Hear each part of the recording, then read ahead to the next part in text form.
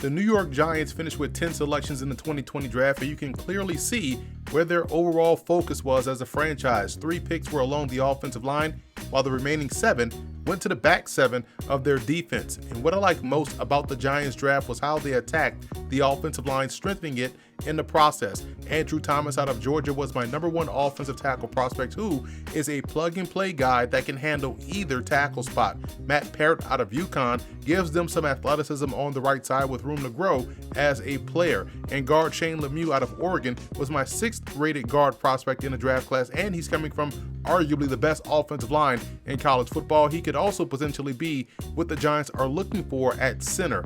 Safety XAVIER McKinney was a solid pickup in round 2. He's got very good football awareness and shows the potential to be an excellent overhang defender. The Giants drafted 4 linebackers, showing a heavy emphasis in bolstering that unit. 2 of them, Cam Brown of Penn State and Carter Coughlin out of Minnesota, gives them 2 athletic backers with rush potential. Brown shows the ability to play out in space, while Coughlin, in my opinion, is one of the better blitzers in the draft class.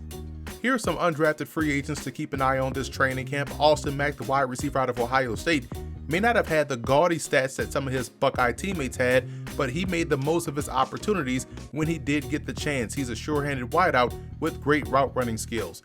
Hampton Pirates cornerback Christian Angulo is one of the better press corners in the draft class. He's got the athleticism and the length that you look for at the position. I thought he had a really good game against Liberty, where he was matched up against Redskins draft pick Antonio Gandy Golden. Kyle Murphy out of Rhode Island is coming off of a strong week down at the East-West Shrine Bowl and could play up to 3 spots on the offensive line. I think he's a good guard with the potential to play center as well.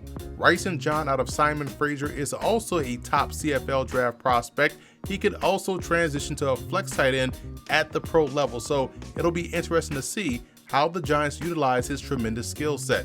Dominique Ross out of North Carolina is another athletic backer who can play outside or inside backer. I like him on the inside in this defense, which gives him a chance to be able to come in and compete for a spot on the roster. He's got the ability to cover in both man as well as in zone.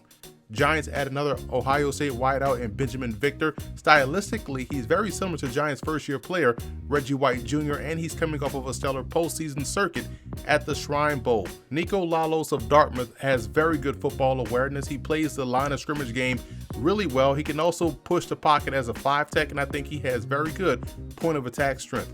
And the Giants also added a developmental quarterback that I really like in Case COOKUS from Northern Arizona. He had a sensational freshman campaign and was really tracking well to be a draftable prospect before all of the injury setbacks in his career. His game reminds me a lot of Sam Bradford, and he gives the Giants someone that they can both groom and develop to be their QB2 on the roster.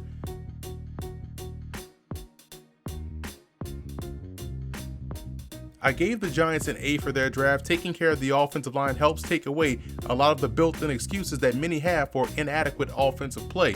It's now up to quarterback Daniel Jones to grow his game in year 2. The offensive line should be in great shape for the foreseeable future, and the Giants continue to add athleticism and versatility to a defense that has to improve in 2020.